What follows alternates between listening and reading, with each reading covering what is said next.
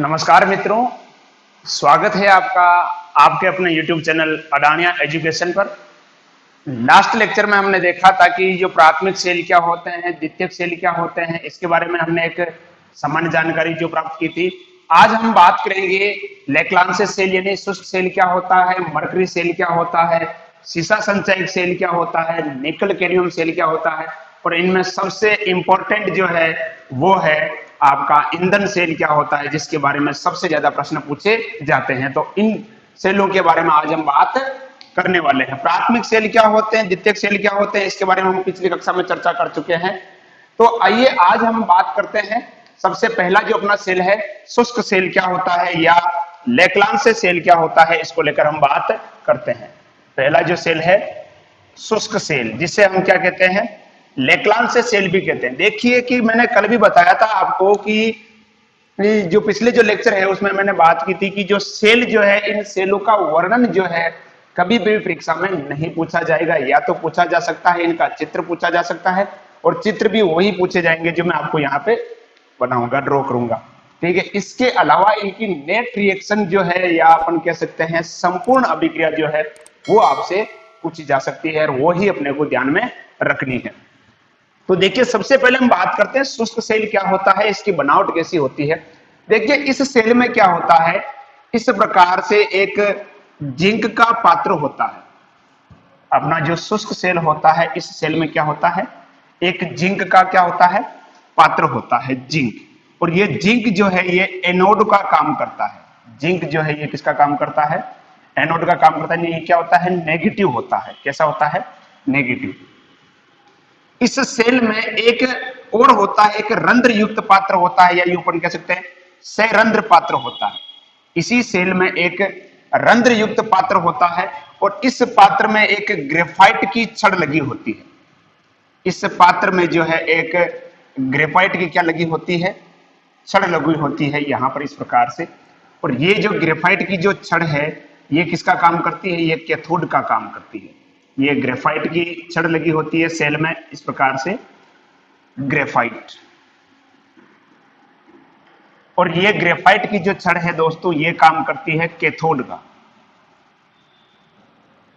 इसका काम करती है कैथोड, यानी ये क्या होता है, पॉजिटिव होता है। ठीक है। अब ये जो आपको जो जिंक का पात्र दिख रहा है, इस जिंक के पात्र में एक विद्युत अपघट्य बड़ा होता है।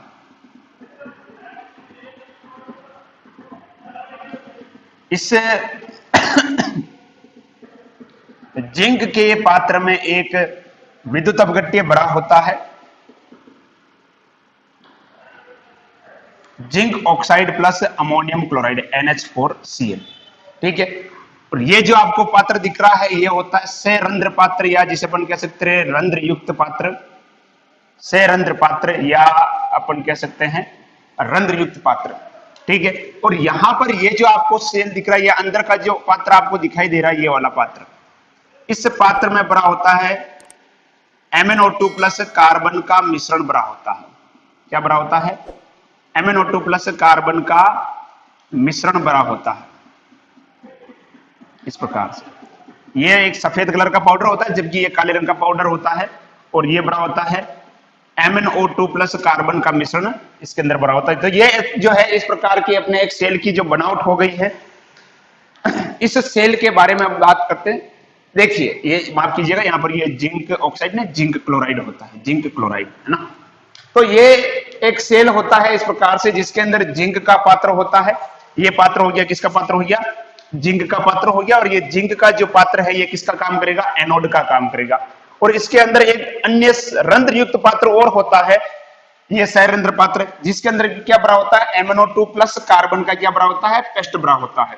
बाहर का जो पात्र है, इसके अंदर zinc chloride plus ammonium chloride का मिश्रण बड़ा होता है, जो कि किसका काम करता है, विद्युत अपघट्य का काम करता है। यहां विद्युत अपघट्य के तौर पर मुख्य रूप से जो काम करता है वो कौन करता है, अमोनियम क्लोराइड जो है, ये मुख्य रूप से क्या करता है, काम करता है। दूसरी अब देखिए, अपन बात करें इस सेल का जो विभव होता है, यानी ई सेल जो होता है, वो होता है 1.5 वोल्ट। ये भी ध्यान रखिएगा, इस सेल का जो विभव होता है वो कितना होता है, 1.5 वोल्ट इस सेल का विभव होता है। इसके अंदर एक सरंध्र पात्र होता है, जिसके अंदर एक देखो ये ग्रेफाइट की छड़ लगी होती है। ये ग्रेफाइट की छड़ क्या करती है, कैथोड का काम करती है। क्या काम करती है, कैथोड का। अब हम देखते हैं कि इस सेल के अंदर जो अभिक्रिया होती है वो किस प्रकार से होती है ना। तो हम देखते हैं इस सेल की जो सेल अभिक्रिया है वो कैसे होती है। पहले मैं लिख रहा हूं अर्ध सेल अभिक्रिया, अर्ध सेल अभिक्रिया। अर्ध सेल अभिक्रिया का मतलब अपन क्या करते हैं, एनोड और कैथोड की अलग अलग लिखेंगे। तो पहले मैं बात करता हूं, देखिए एनोड पर यहां पर क्या होता है, एनोड पर क्या होगा कि जो जिंक जो है, देखिए जिंक क्या करेगा, 2 इलेक्ट्रॉन त्याग कर बदल जाएगा किसमें, Zn+2 में। जिंक जो है ये 2 इलेक्ट्रॉन त्यागेगा और किसमें बदल जाएगा, Zn+2, और ये 2 इलेक्ट्रॉन। ठीक है, तो ये अभिक्रिया होगी किस पर हो गई, अपने एनोड पर हो गई। किस पर हो गई, एनोड पर। बात करते हैं हम कैथोड की। अगर हम कैथोड की बात करें तो कैथोड पर क्या होगा, देखिएगा ये जो आपको दिख रहा है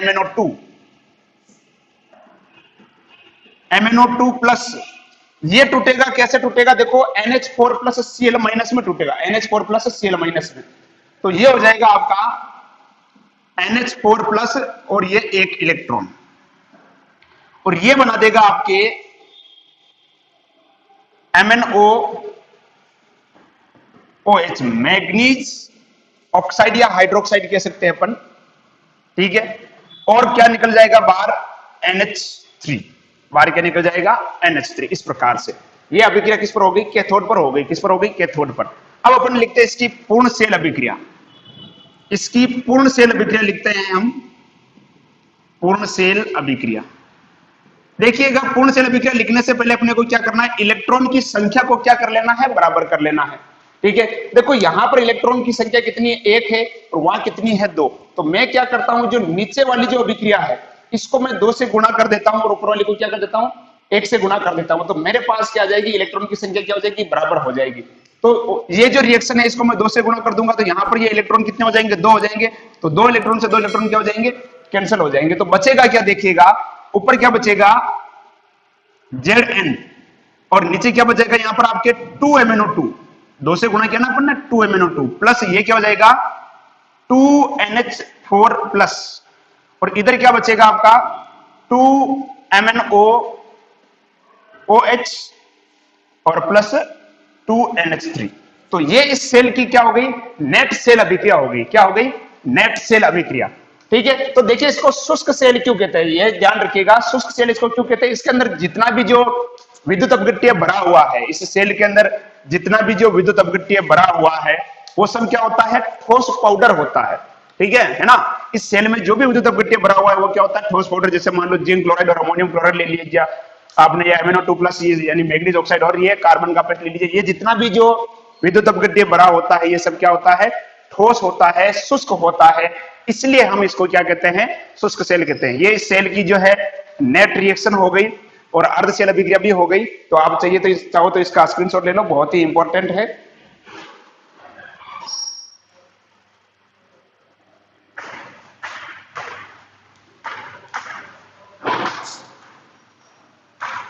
ले लिया, चलो अगला जो सेल आता है अपना, वो आता है मरकरी सेल, या जिसे हम बटन सेल भी कहते हैं। मरकरी सेल, या जिसे हम क्या कहते हैं, बटन सेल भी कहते हैं।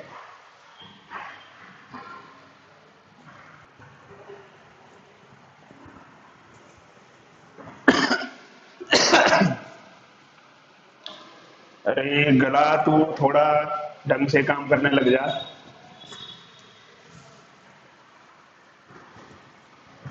देखिए अगला जो सेल है वो है मरकरी सेल, या जिसे हम बटन सेल भी कहते हैं।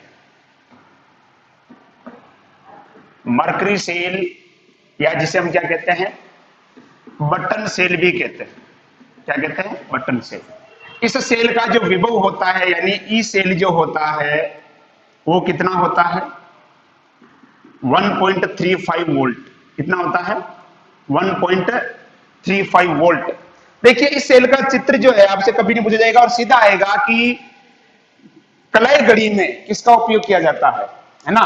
तो कलय घड़ी या हाथ की घड़ी में किस सेल का उपयोग करते हैं, इसी सेल का उपयोग करते हैं। मरकरी सेल या बटन सेल का उपयोग करते हैं। अपनी हाथ की जो घड़ी होती है ना, उस घड़ी में जो सेल लगता है वो सेल कौन सा होता है, वो होता है मरकरी सेल। कौन सा होता है, मरकरी सेल। ठीक है, तो इस सेल की अगर हम बात करें तो इस सेल में जो एनोड जो होता है, इस सेल के अंदर एनोड जो होता है वो किसका होता है, जिंक का होता है, और जो कैथोड जो होता है वो होता है मर्क्यूरिक ऑक्साइड यानी HgO का। और यहां पर विद्युत अपघट्य के रूप में यानी इलेक्ट्रोलाइट के रूप में जो भरा होता है, यहां पर क्या भरा होता है, पोटेशियम हाइड्रोक्साइड भरा जाता है। ठीक है, कैथोड जो होता है इस सेल के अंदर किसका बना होता है, जिंक का बना होता है, सॉरी कैथोड जो है मर्क्यूरिक ऑक्साइड का बना होता है, और जो एनोड जो होता है वो किसका बना होता है, जिंक का बना होता है। और इसमें विद्युत अपघट्य के रूप में क्या भरा जाता है, पोटेशियम हाइड्रोक्साइड भरा जाता है। इसका और आपको कुछ भी ध्यान में नहीं रखना है, आप इसकी केवल नेट रिएक्शन यानी संपूर्ण अभिक्रिया जो है वो याद रख लीजिएगा। डायरेक्ट नेट सेल रिएक्शन में सीधा सा लिख रहा हूं इसकी, और यही आपको याद में ध्यान में रखनी है। नेट सेल रिएक्शन इसकी क्या होती है, देखिए इसमें नेट सेल रिएक्शन क्या होगी इसकी, जिंक प्लस मर्क्यूरिक ऑक्साइड, और ये देगा जिंक ऑक्साइड प्लस मर्करी, ये इसकी क्या है, नेट सेल रिएक्शन है। सीधा सा एक नंबर में प्रश्न पूछा जा सकता है कि मर्करी सेल की पूर्ण सेल अभिक्रिया लिखिए, तो मर्करी सेल की ये क्या हो जाएगी, पूर्ण सेल अभिक्रिया हो जाएगी। या फिर इसके उपयोग के बारे में पूछा जा सकता है कि कलाई घड़ी में किसका उपयोग करते हैं, मर्करी सेल का। देखो दीवार घड़ी की बात की जाएगी तो कल भी मैंने बताया था सुस सेल का उपयोग करते दीवार घड़ी के अंदर। ठीक है, इस सेल का विभव कितना होता है, 1.35 वोल्ट यानी 1.35 वोल्ट जो है इसका विभव होता है, इस सेल होता है। और यहां पर एनोड के रूप में क्या लिया जाता है, जिंक लिया जाता है, कैथोड के रूप में क्या लेते हैं, मर्क्यूरिक ऑक्साइड। विद्युत अपघट्य किसका होता है, पोटेशियम हाइड्रोक्साइड, और नेट सेल रिएक्शन हो जाएगी zinc plus mercuric oxide, zinc oxide plus mercury. ठीक है, तो इसका भी आप स्क्रीनशॉट ले लीजिए। फिर अपन अगले सेल पर चलते हैं जो कि बहुत ही महत्वपूर्ण है, उसकी अभिक्रिया भी जो है कई बार जो अपने से पूछी जाती है, उस सेल की हम बात करते हैं। ठीक है, ले लिया, चलो वेरी गुड।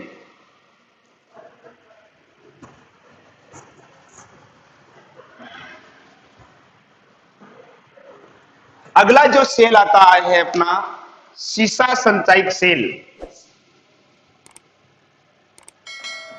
सीसा संचयक सेल, या जिसे अपन क्या बोलते हैं, लेड संचयक सेल भी कहते हैं, सीसा संचयक सेल या लेड संचयक सेल भी इसे हम कहते हैं। देखिएगा इस सेल में क्या होता है कि इस प्रकार से एक पात्र लिया जाता है, ऐसा एक पात्र होता है इस सेल के अंदर, बड़ा पात्र होता है, और इसमें क्या होता है, इस प्रकार से एक लेड की पट्टी लगी होती है ऐसे, ये मैं बना रहा हूं यहां पर, आप देख सकते हैं इसे, वेरी गुड। थोड़ा ये चौड़ा हो गया रे,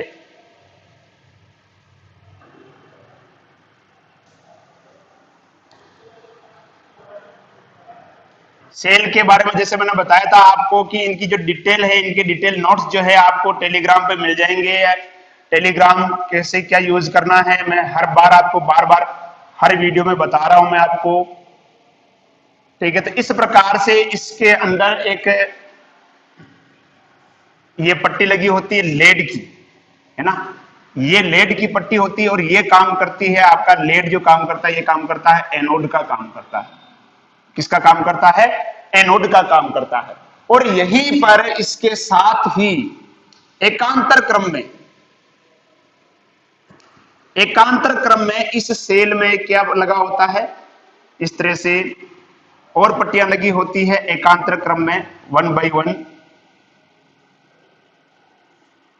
ये भी लेड की ही पट्टियां होती है, ये जो पट्टियां होती है ये भी किसकी होती है, लेड की होती है। और इसके अंदर भरा होता है लेड ऑक्साइड भरा होता है, जिसे हम लिथार्ज कहते हैं, जिसे हम क्या कहते हैं, लिथार्ज कहते हैं। इस प्रकार से ये एक, इसको मैं थोड़ा अलग बता देने के लिए इसको मैं इस तरह से इसमें लाइन खींच देता हूं ताकि अपने को पता चल जाए कि ये थोड़ा अलग है ना, ये इस तरह से,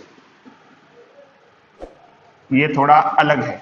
ये जो लेड की पट्टियां होती है, इन स्पंजी पट्टियां होती है, स्पंज के समान यानी दब जाती है। ये लेड की जो पट्टियां होती है इनके अंदर भरा होता है लेड ऑक्साइड यानी PbO2 भरा होता है, जिसे हम लिथार्ज कहते हैं। क्या कहते हैं, लिथार्ज कहते हैं। ये इसके अंदर भरा जाता है, लेड की पट्टियों के अंदर भरा जाता है। तो ये इसको थोड़ा मैंने इस तरह से इसमें मैंने लाइनें कर दी, थोड़ा इसको डार्क कर दिया ताकि ये आप इसमें से इसको अलग कर सकते हो देखकर कि भाई कौन सा इसके अंदर एनोड है और कौन सा कैथोड है ना। चलो ये बढ़िया बन गया अपने अच्छा सा, ठीक है। तो इसके अंदर यानी ये जो है ये होता है पीबी प्लस, यानी लेड की पट्टी होती है उसके अंदर क्या भरा होता है, लेड ऑक्साइड यानी PbO2, जिसे अपन कहते हैं लिथार्ज। लिथार्ज कहते हैं इसको, क्या कहते हैं, लिथार्ज। लिथार्ज कहा जाता है। और ये लिथार्ज जो है किसका काम करता है, कैथोड का काम करता है। किसका काम करता है, कैथोड का काम करता है।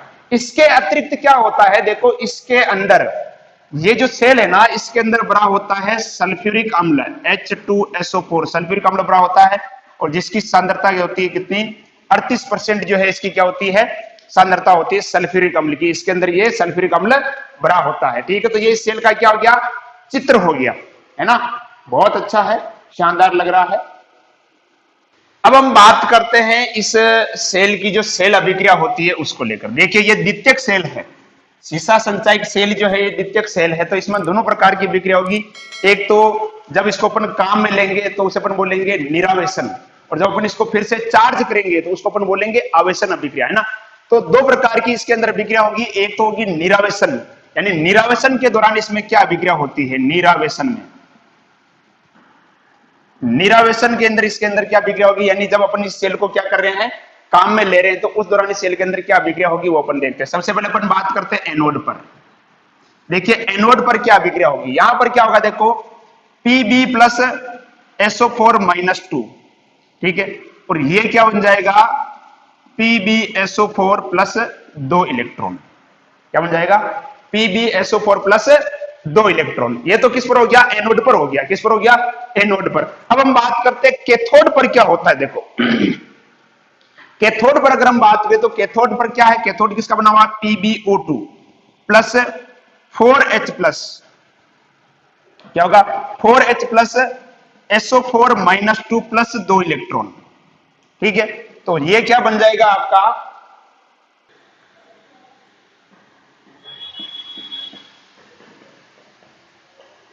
ठीक है। तो ये हो गया कैथोड पर। यहां पे मैंने लिखना भूल गया था, किस पर हो गया, ये कैथोड पर, यहां लिख देता हूं मैं, है ना। ये अभिक्रिया किस पर हो गई, कैथोड पर हो गई, यहां मैं लिखना भूल गया था थोड़ा, ठीक है।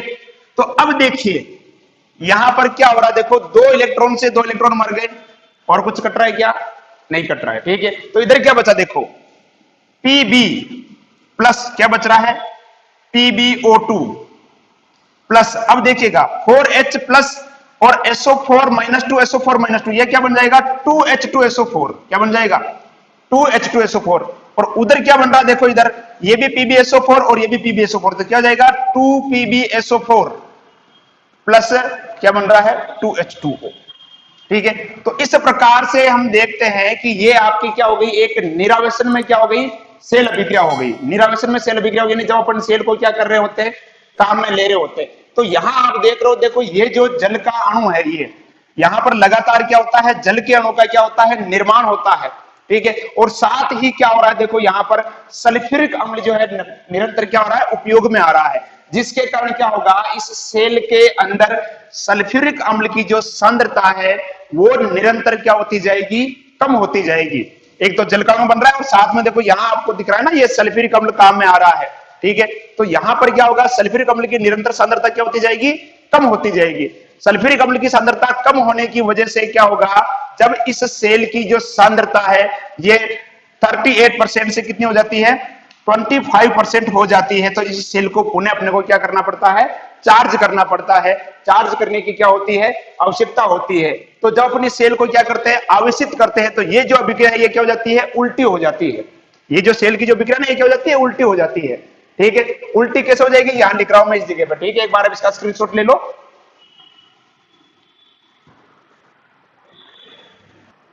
ले लिया, चलो अब देखते हैं अपन, यहां पर मैं लिख देता हूं इस जगह पे।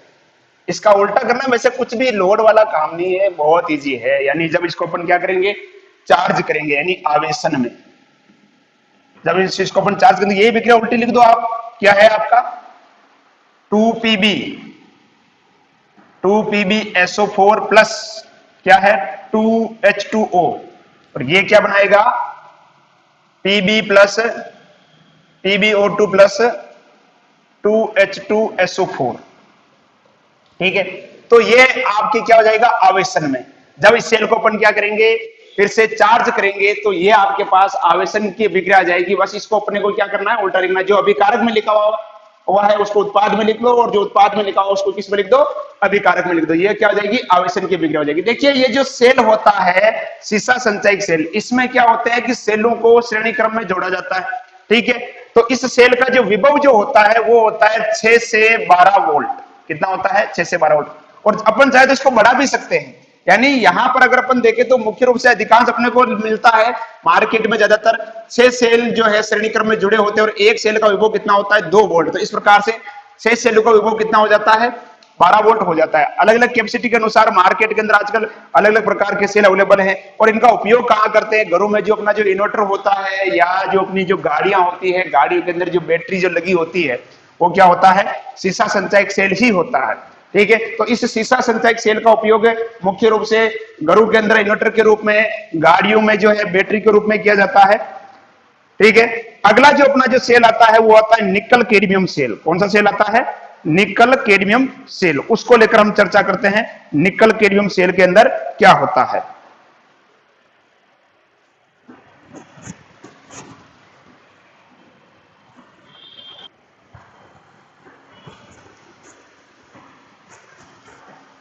अगला जो सेल है अपना वो है निकल कैडमियम सेल।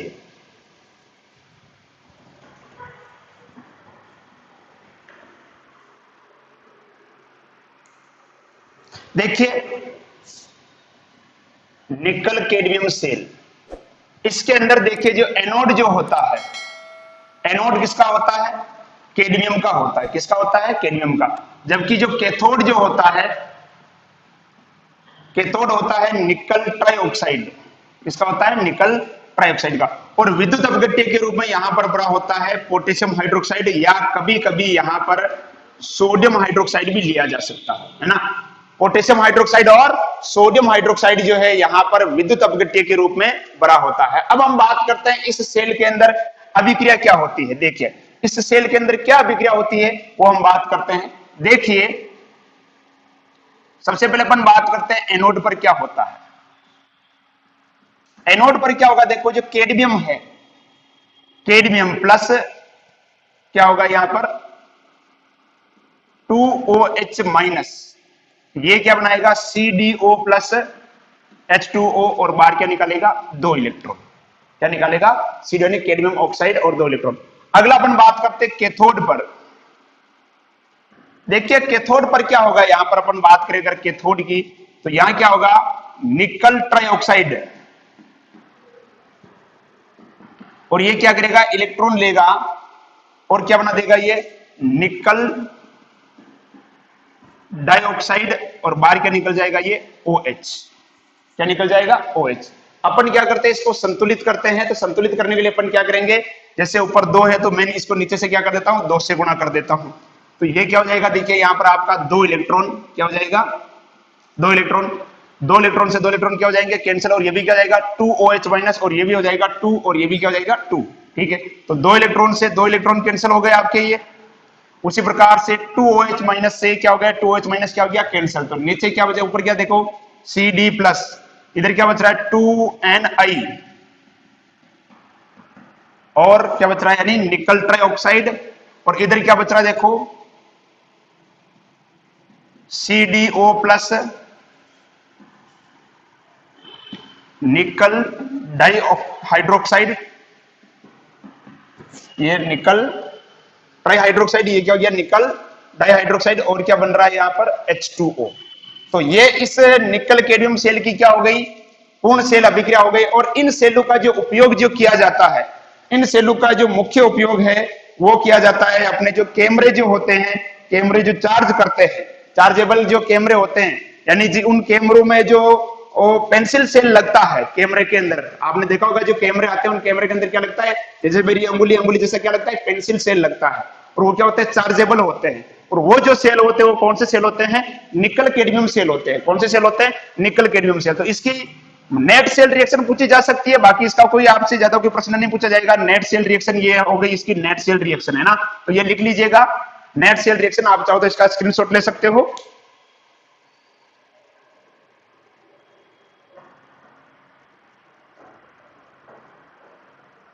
ले लिया? चलो बहुत बढ़िया।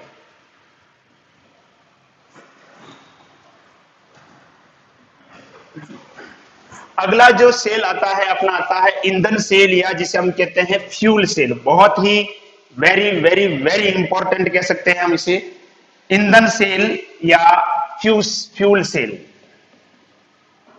ईंधन सेल या जिसे हम कहते हैं फ्यूल सेल। देखिए ईंधन सेल किसे कहेंगे? ऐसे सेल, ईंधन सेल किसे कहेंगे? ऐसे सेल जो ईंधन ऊर्जा को किसमें बदलते हैं? विद्युत ऊर्जा में बदलते हैं, उसे हम क्या कहते हैं? ईंधन सेल कहते हैं। ऐसे सेल जो ईंधन ऊर्जा को विद्युत ऊर्जा में परिवर्तित करते हैं उसे हम क्या कहते हैं? ईंधन सेल कहते हैं। ठीक है, तो ईंधन सेल क्या करेंगे? जो विद्युतीय ऊर्जा होगी जो ईंधन ऊर्जा होगी उसको किसे बदलेंगे? विद्युत ऊर्जा में परिवर्तित करते हैं, उसे हम क्या कहते हैं? ईंधन सेल कहते हैं। अब देखिए ईंधन के रूप में यहां पर जैसे जीवाश्म ईंधन उपयोग में लिया जा सकता है, जैसे मान लो कि पेट्रोल हो गया या मेथेन हो गया। ठीक है, तो ये जीवाश्म ईंधन के रूप में भी इसको अपन काम में ले सकते हैं, या फिर यहाँ पर जो रासायनिक ईंधन है वो भी काम में ले सकते हैं, जैसे मान लो एथेनॉल हो गया। ठीक है, हाइड्रोजन हो गया, ऑक्सीजन हो गया। तो जो मुख्य रूप से जो हम बात करेंगे यहाँ पर हाइड्रोजन ऑक्सीजन, किसकी? Hydrogen oxygen. ठीक है, या हाइड्रोजन परऑक्साइड मत कर देना इसको, हाइड्रोजन ऑक्सीजन ईंधन सेल के बारे में बात करेंगे। हाइड्रोजन ऑक्सीजन ईंधन सेल को लेकर यहां हम बात करने वाले हैं आज। हाइड्रोजन ऑक्सीजन ईंधन सेल को लेकर चर्चा करेंगे। यही आपके 12th कोर्स के अंदर दे रखा है और इसका चित्र जो है कई बार पूछा जा चुका है। ठीक है, तो इसका अपन चित्र भी देखते हैं और इसकी अभिक्रिया भी देखते हैं। इसका चित्र भी देखते हैं और इसकी अभिक्रिया भी देखते हैं। तो देखिए इसमें क्या होता है, इस प्रकार का एक पात्र होता है इस सेल के अंदर। इस तरह से ये इस प्रकार से एक पात्र होता है। इसको थोड़ा सीधा बना देते हैं ऐसे।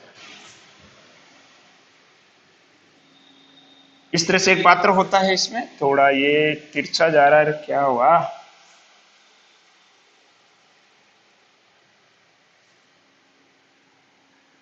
आप स्केल से बना देना, मेरे तो सही नहीं बन रहा है ये।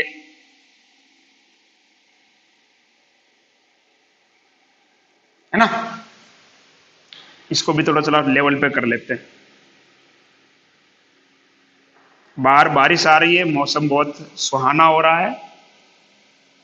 देखो इसमें क्या होता है, दो प्लेटिनम के क्या लगे होते हैं? इलेक्ट्रोड लगे होते हैं। क्या लगे होते हैं? इलेक्ट्रोड। ये भी एक प्लेटिनम का इलेक्ट्रोड है इस प्रकार से, और इधर भी क्या लगा होता है? प्लेटिनम का क्या लगा होता है? इलेक्ट्रोड लगा होता है। ठीक है, ये क्या हो गया? प्लेटिनम के इलेक्ट्रोड हो गए। किसके हो गए? प्लेटिनम के इलेक्ट्रोड। ठीक है, इसके अंदर इसी प्रकार से प्लेटिनम की क्या लगी होती है? जाली लगी होती है प्लेटिनम वायर की जो किसका काम करती है? उत्प्रेरक का काम करती है। किसका काम करती है? उत्प्रेरक का। और विद्युत अपघट्य के रूप में इसमें बड़ा होता है पोटेशियम हाइड्रोक्साइड बड़ा होता है। विद्युत अपघट्य के रूप में क्या बड़ा होता है? पोटेशियम हाइड्रोक्साइड जो है इसके अंदर बड़ा होता है। इस प्रकार से ये जाली लगी होती है, प्लेटिनम की जाली होती है। ठीक है, अब देखिएगा ये जो भाग है यहां पर इस भाग से इसके अंदर क्या करते हैं अपन? ऑक्सीजन गैस प्रवाहित करते हैं, और इधर से अपन क्या करते हैं? इसके अंदर हाइड्रोजन गैस प्रवाहित करते हैं।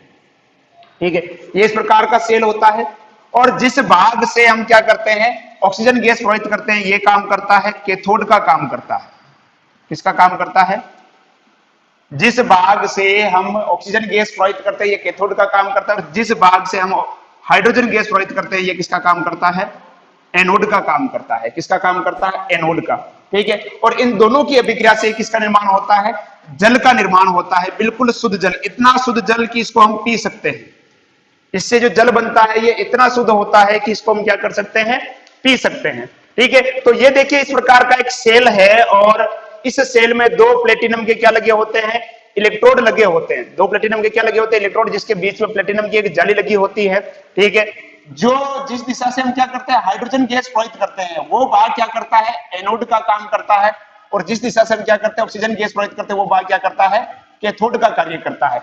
और इस अभिक्रिया से क्या बनता है जल का निर्माण होता है, और ये जो जल है इतना शुद्ध होता है कि इस जल को हम क्या कर सकते हैं पी सकते हैं, इस जल को हम क्या कर सकते हैं पी सकते हैं। अब हम बात करते हैं इस सेल में जो अभिक्रिया होती है उस अभिक्रिया को लेकर हम बात करते हैं। देखिए सबसे पहले हम बात करते हैं कि जो एनोड है एनोड पर क्या अभिक्रिया होगी, यहां पर मैं लिख देता हूं एनोड, एनोड पर क्या अभिक्रिया होगी। देखिए एनोड पर क्या होगा, यहां पर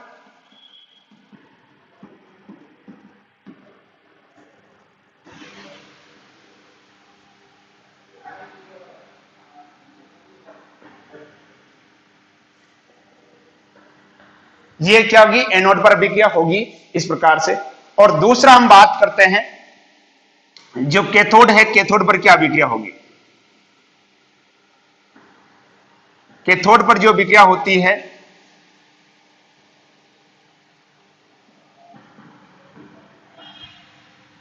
+4 इलेक्ट्रॉन और इधर बन जाएगा ये 4OH माइनस।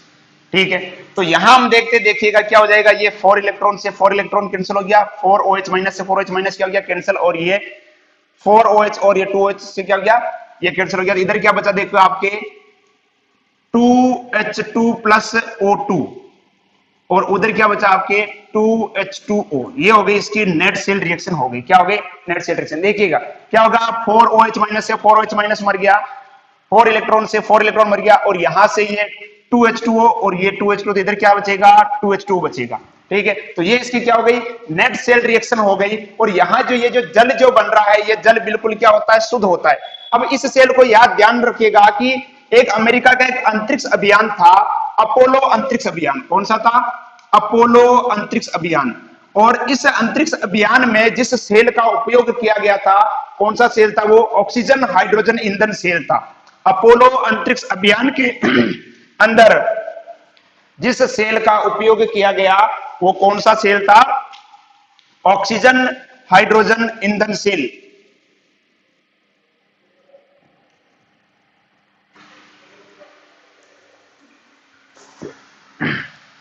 ये पानी इतना ठंडा क्यों लेके आते हो यार, गला पकड़ता है ठंडा पानी यार। नहीं मेरे लिए गुनगुना नहीं लाया करो, गुनगुना पानी लाया करो, ये ठंडा पानी नहीं।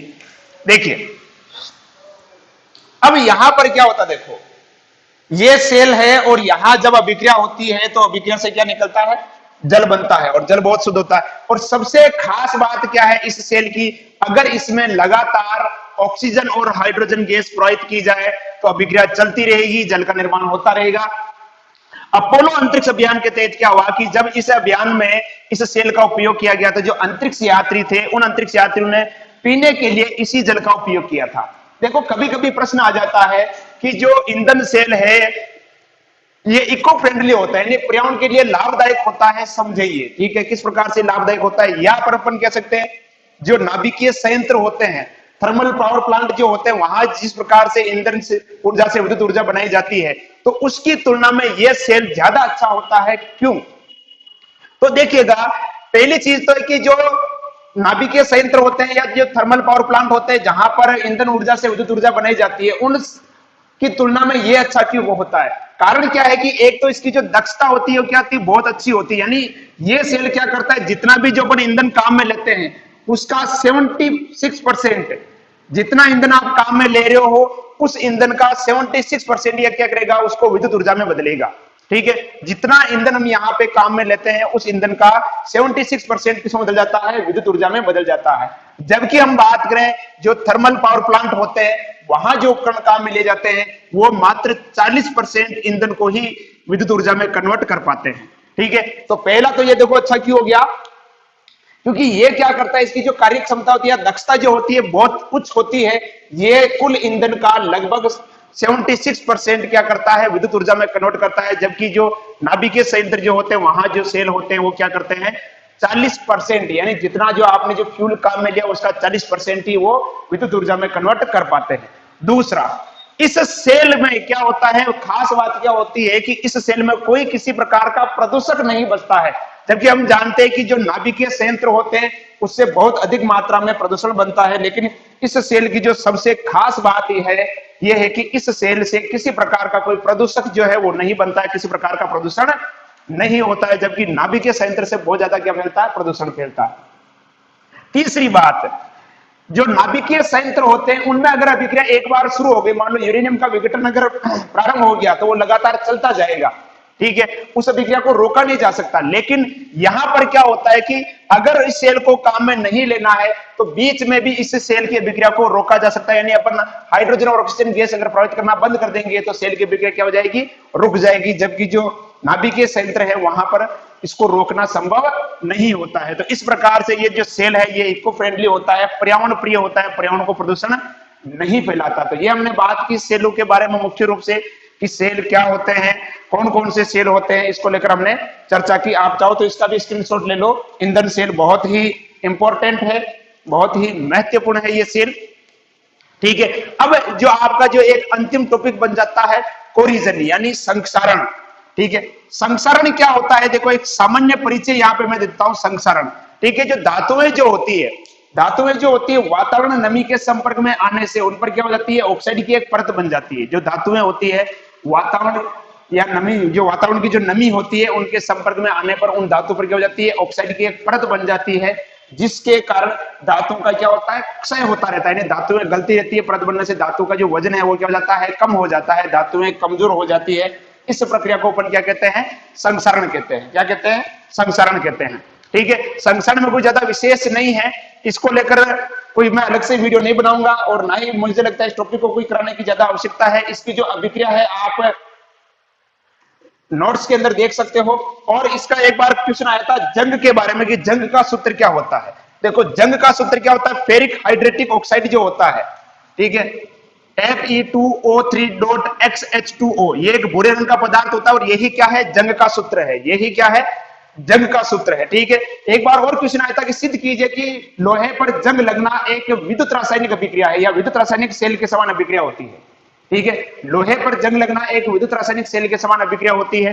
तो ये जितने भी, और जैसे एक प्रश्न और पूछा था कि जंग से बचने के जो उपाय होते हैं, जैसे अपन क्या कर देते हैं, पेंट कर देते हैं या बलिदानी सुरक्षा परत है, तो ये एक थ्योरी वाला पार्ट है, इसमें कोई ज्यादा विशेष नहीं है। और अगर मैं वीडियो भी अगर बनाऊंगा तो मुश्किल से 10 या 15 मिनट का वीडियो बनेगा, कुछ ज्यादा नहीं है। तो बेटर ये होगा कि आप नोट्स में से उसको अच्छे से पढ़ लें। नोट्स आप टेलीग्राम से डाउनलोड कर सकते हैं, ठीक है। तो इसी के साथ अपना जो ये थर्ड लेसन जो है इलेक्ट्रोकेमिस्ट्री यानी विद्युत रसायन, ये कंप्लीट होता है। इसमें अगर किसी प्रकार की कोई समस्या है तो आप मुझे जरूर बताइए। रही बात पार्ट के पीछे जो प्रश्न दे रखे हैं न्यूमेरिकल की बात, तो कई बच्चे बार बार मुझे मैसेज करते सर न्यूमेरिकल कराओ। तो देखिए कोई भी जो टॉपिक है उस टॉपिक से संबंधित हर प्रकार के प्रश्न मैंने आपको करवाए हैं, ठीक है। आप पीछे देखोगे तो अगर उनको आप करने की कोशिश करोगे तो वो आराम से इजी से सोल्व हो जाएंगे। फिर भी अगर आपको नहीं आ रहा है तो आप उसका फोटो खींच के मेरे व्हाट्सएप पर आप सेंड कर दीजिए। व्हाट्सएप नंबर नीचे चल रहे हैं, ठीक है। आप सुबह से लेकर सुबह 8 बजे से लेकर शाम को 5 बजे तक कभी भी आप इस पर मैसेज कर सकते हैं। जब भी मुझे समय मिलेगा मैं उसको देखूंगा और आपका आंसर देने का प्रयास हम करेंगे, ठीक है। आज की कक्षा में इतना ही। नेक्स्ट क्लास में हम बात करेंगे ऑर्गेनिक केमिस्ट्री प्रारंभ करेंगे। नेक्स्ट क्लास में आपका जो 10वां जो लेसन है हेलोजन व्युत्पन्न, उसको लेकर हम चर्चा करेंगे। क्योंकि कई बार सबसे ज्यादा अगर मुझे मैसेज आ रहा है या कॉल आ रहा है, ये आ रहा है कि सर ऑर्गेनिक केमिस्ट्री प्रारंभ कीजिए, तो हम आपकी बात को स्वीकार करते हुए नेक्स्ट क्लास जो होगी अपनी ऑर्गेनिक केमिस्ट्री शुरू कर रहे हैं। बहुत ही इंटरेस्टिंग है और बहुत ही अच्छे तरीके से हम उसको पढ़ेंगे। तब तक आप पढ़ाई करते रहिए। और हाँ, यदि ये कक्षाएं आपको पसंद आ रही है तो लाइक कीजिए, शेयर कीजिए, और यदि आप चैनल पर नए हैं तो चैनल को सब्सक्राइब कीजिए। पढ़ाई करते रहिए, सुरक्षित रहिए। धन्यवाद।